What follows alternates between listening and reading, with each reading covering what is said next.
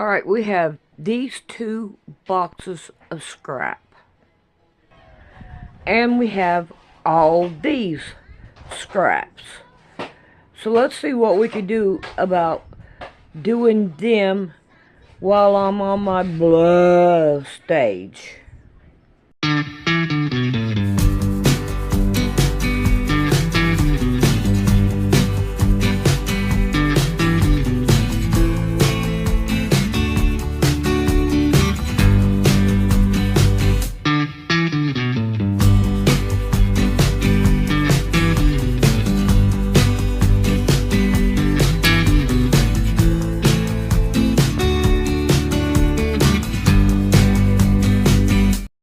Alright, let's see what we can do. I'm going to try to use this right here. And if I need this one, I can use it. But I'm hoping I can just use this little one. See what we can do about getting all this stuff out here. Now, all these right here is the ones I'm going to use. So, that's my garbage. So we can't get some of this lined out. Alright. Let's see. Put all that down in there. Ah, now I've got two baskets here I've already emptied out. This one was already had a bunch of stuff in it. So, I figured that I could do this and try to get some of the stuff moved out of the way and everything. I'm going to try to open everything up down there. That right there is not going to work. That's letting a lot of stuff out.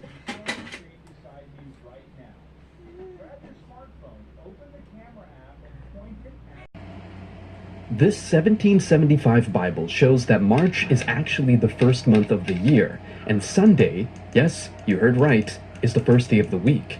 Take a look. And so this right here is the Bible from 1775 telling us at the time that we used to have 13 months. The first month of the year is March! Look at all the way to the end, guys. There's 13 months. 13 months! First day of the week, Sunday. Second day, Monday. Look at that. Seventh day or Sabbath, Saturday. This is the proof right here. I've always been a curious soul, but not in the way you'd expect from scholars or historians. My explorations take place from the comfort of my own home, often late into the night, guided by the soft glow of my laptop screen. This is how I ended up watching a video by Mark Pyers on his channel, Mark Inspires. What I discovered there sent me straight down a rabbit hole. Mark presented an old Bible from 1775, and it wasn't the antiquity of the book that caught my attention, it was the content. According to this Bible, the first month of the year is March, and each week begins on a Sunday. I paused the video. Sunday as the first day? March as the first month? That's not what any calendar I've ever hung on my wall has shown. The curiosity in me sparked. I wondered, if what I was looking at was true, why did everything change? Who decided to flip the script and shift the months around? And why does it feel like we might be out of step with the rhythm that was once so ingrained in our culture that it was worth printing in the good book itself? It was like finding a piece in a puzzle that I didn't know was missing. The more I thought about it, the more questions arose. What if the holidays we celebrate, the ones we've been told were based on ancient traditions, were actually aligned with a different rhythm, one dictated by this forgotten calendar? Take Christmas, for instance, often said to be a rebranding of pagan festivities. If we were following this old system, where would that leave December 25th? Would it hold the same meaning if it didn't coincide with the winter solstice as neatly as it does now? Could this alternative arrangement of time affect not just holidays, but our everyday lives? I'm not an academic with a wall of degrees, but that night, I felt a responsibility to learn more. there was a sense that by understanding the past, by peeling back the layers of changes and adaptations, I might find something essential. Something about how we connect with the universe, with each other, and how we find our place within the cycles that govern our existence. And so, I began a journey, one not through dusty library shelves or ancient ruins, but through the digital realm of information, armed with a newfound determination. I was ready to see where this old Bible's tale would lead me and what it might reveal about the world we think we know so well. Discovering that Sunday might actually be the starting point of the week necessitates a serious reconsideration of cultural and religious norms. It presents the startling idea that the day we traditionally dedicate to rest and religious observance could indeed be Saturday.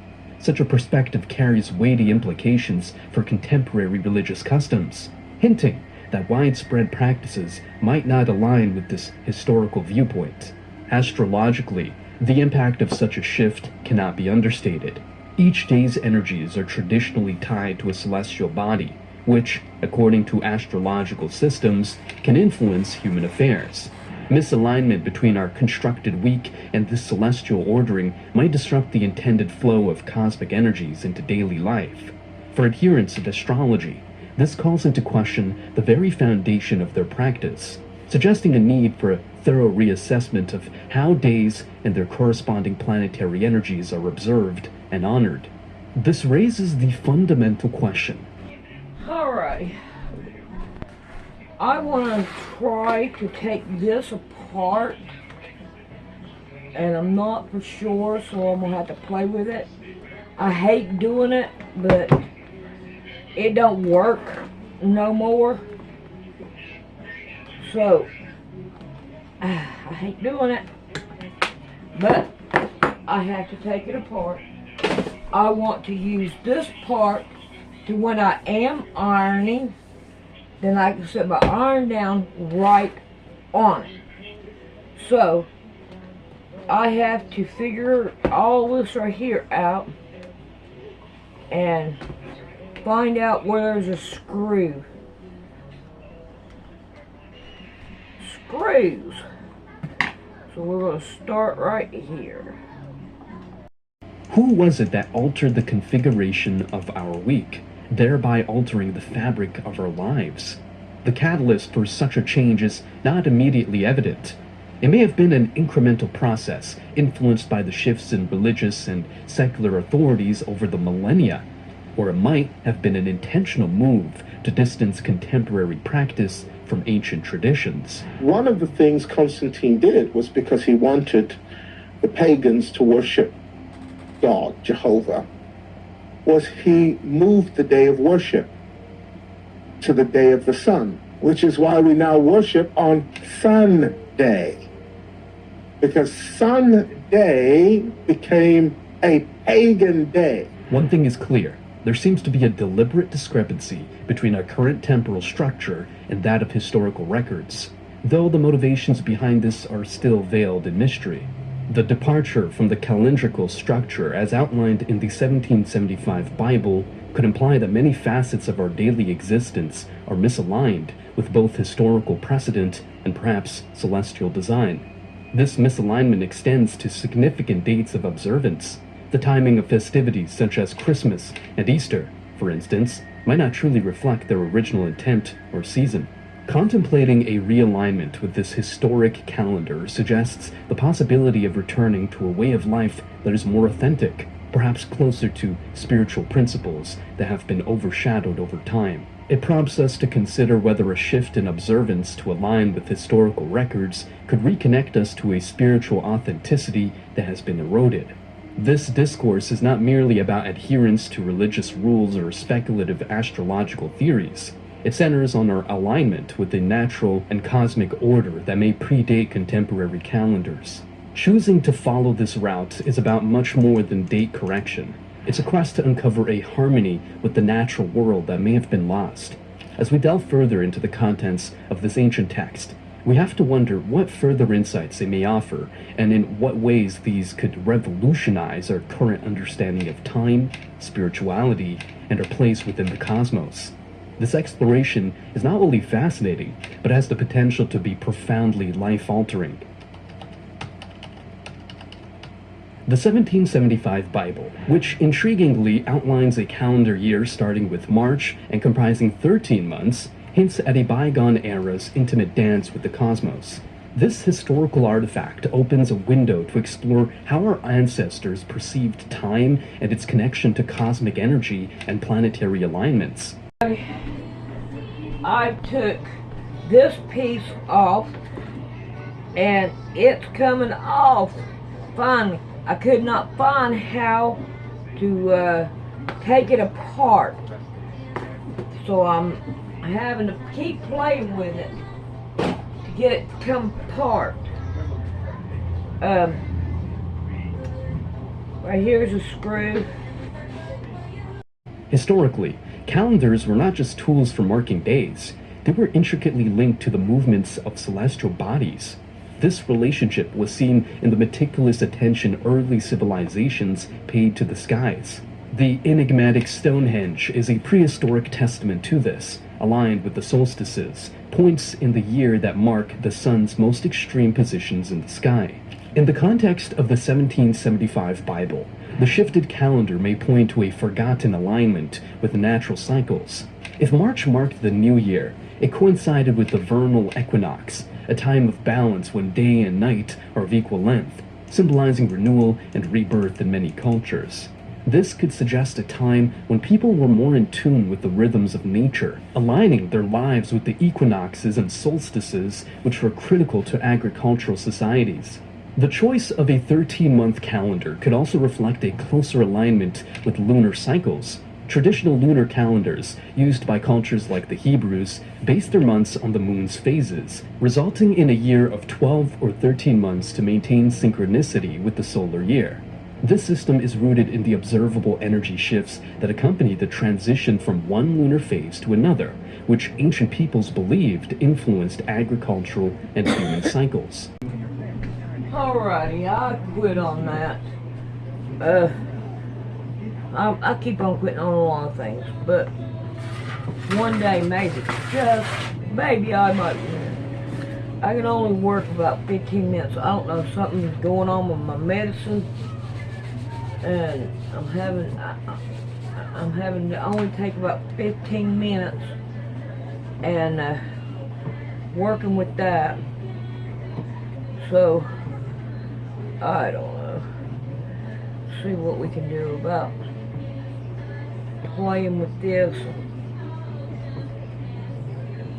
seeing what we can do about getting some more, I guess, strips out of it. Throw everything away we don't need.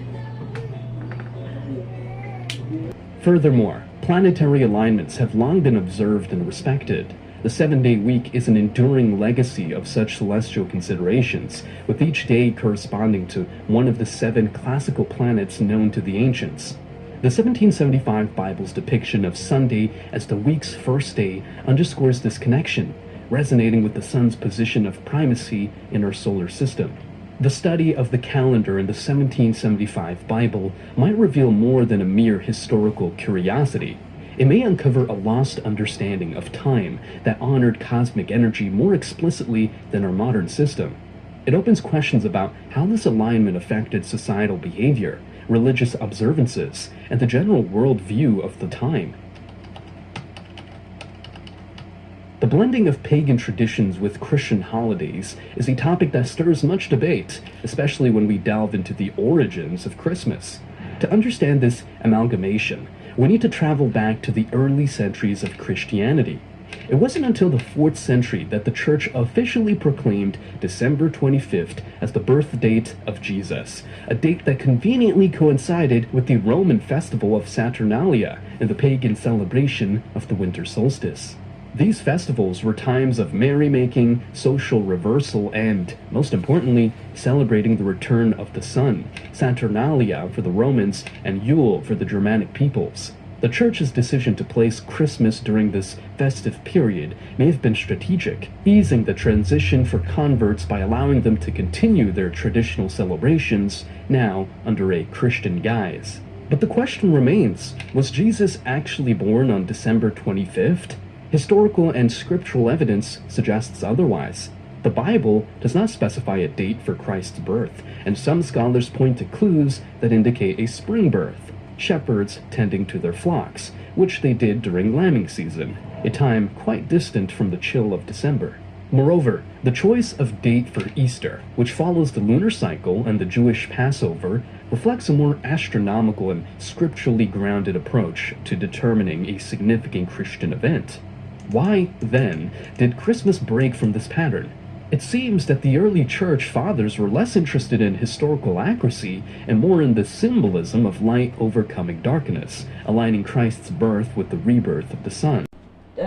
Shorts that will help you thread a needle. I already tried it. It didn't work. Now Rick's going to try it. Did you get it? No, you got it on top of it. Yep. Nope, it don't seem to. It don't seem to work. Let's see, let's try it.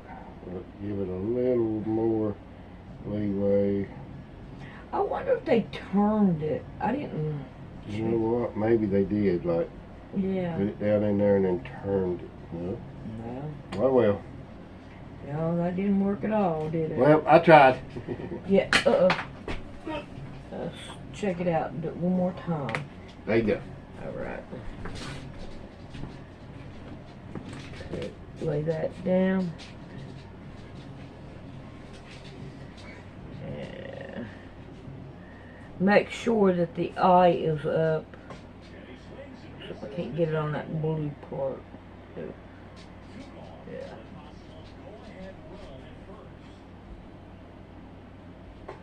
Oh, come on.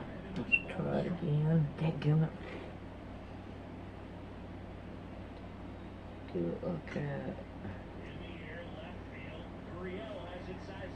No.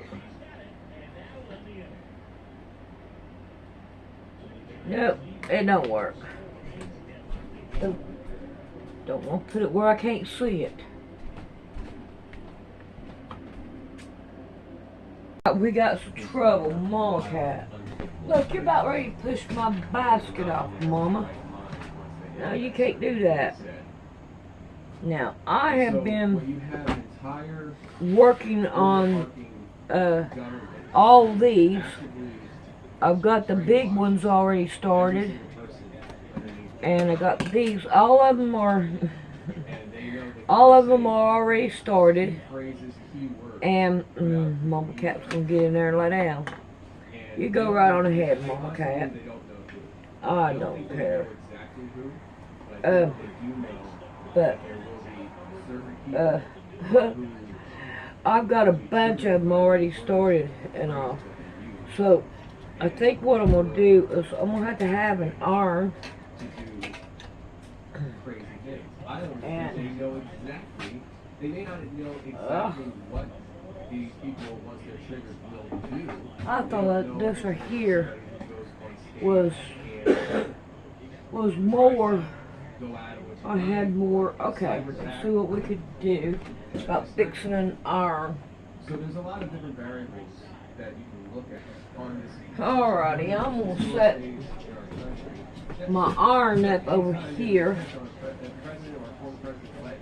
So I got ring and all that good stuff. Now, Alright, we're gonna let this right here get hot because we have a few pieces here to cut down. I'm hoping I can get 2 out of this one. Ooh, yes. And I am going to be putting these up for sale like I did the other ones. That, I think it was Beatrice she bought. Yep, that's what I'm saying. Actually, I am not selling them to Beatrice. I'm giving them to her. Because I had them up for a while. And, alright, come on, get out of my way. And nobody didn't say they want them or anything, so Beatrice said she wanted them, but I'm giving them to her. She has sent me a lot of material. She deserves them. So I am going to send them to her. And I hope she puts them to use. Let's go with this one. I don't know. Let's see.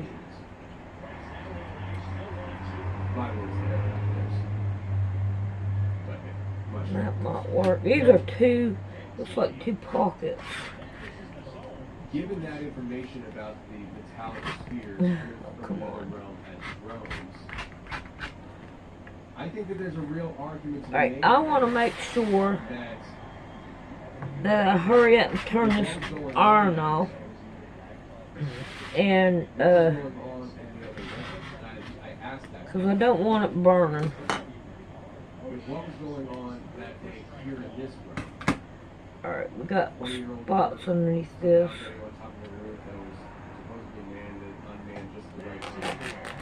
Oh man.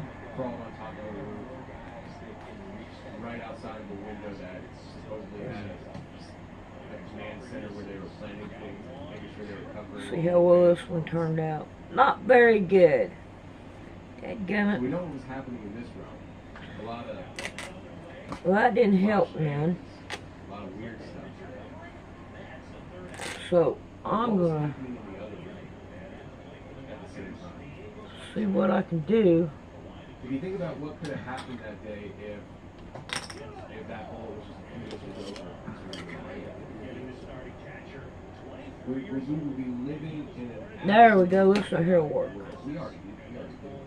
Son. Well, another thing Constantine did was move the day of Jesus' birth to December, because Tammuz died on December 23rd. And it was believed, because Nimrod, his father, was a hunter, it was believed that Nimrod would be reborn in his son Tammuz. And his son Tammuz's birthday was December 25th. And what you would do on Tammuz's birthday was you would set up a tree. Deuteronomy 16:21. You shall not plant for yourself any tree as a wooden image near the altar which you build for yourself to the Lord your God. It was believed that in order for Tammuz to rise again as his son Nimrod, you'd have to go to the tree, you'd have to cut down a tree from the forest, and you'd have to put balls on it. And the balls were symbolic of testicles. The tree was symbolic of a phallus. Jeremiah chapter 10. Look what it says. Hear the word which the Lord speaks to you, O house of Israel. Thus saith the Lord. Do not learn the way of the Gentiles. Do not be dismayed at the signs of the heaven, for the Gentiles are dismayed at them. For the customs of the people are futile. For one cuts a tree from the forest, the work of the hands of the workman with an axe. They decorate it with silver and gold. They fasten it with nails and hammers so that it will not topple.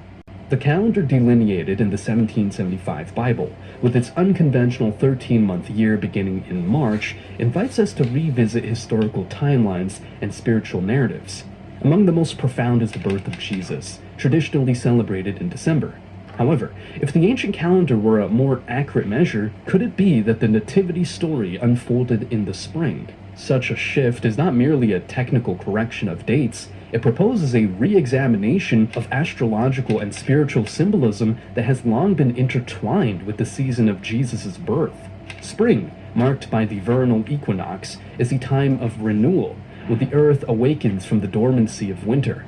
It's the season when lambs are born, which coincides with the historical account of shepherds watching their flocks by night, a detail supporting a springtime nativity. If Jesus was indeed born in the spring, the association with Aries, the ram, in the zodiac becomes intriguing. Aries, beginning in late March, is a sign often linked to leadership and new beginnings. Such a synchronization would weave Jesus' birth into the tapestry of astrological lore, presenting him as a figure heralding a new epoch, aligning with the symbol of the ram often associated with sacrifice and new initiatives in various mythologies. Exploring further, the spring equinox is a time when day and night are in perfect balance, which might symbolize the dual nature of Jesus as both human and divine. This natural harmony could provide a powerful allegory for the spiritual equilibrium he is said to bring. This repositioning of the nativity to spring could also influence the spiritual interpretation of biblical texts. For example, the light coming into the world gains a literal dimension as the days grow longer and the darkness of winter recedes. The themes of rebirth and resurrection, central to Christian doctrine, naturally align with the world's awakening in spring. Moreover, the implications for Easter, closely tied to the Jewish Passover, are significant. Rather than a wandering date with the Gregorian calendar, a springtime Christmas would closely precede Easter, linking Jesus' birth and resurrection even more tightly within the cycle of natural and spiritual rebirth. The hypothesis of a springtime nativity prompts a reevaluation of our understanding of one of Christianity's most sacred narratives. It invites believers and historians alike to ponder the relationship between celestial cycles and sacred events. Each potential revelation nudges us to consider how celestial events have been foundational in shaping our spiritual traditions and how they might continue to do so if viewed through the lens of a calendar that perhaps once more closely mirrored the cosmos. The Julian calendar, established by Julius Caesar in 45 BCE, was a turning point in the annals of timekeeping.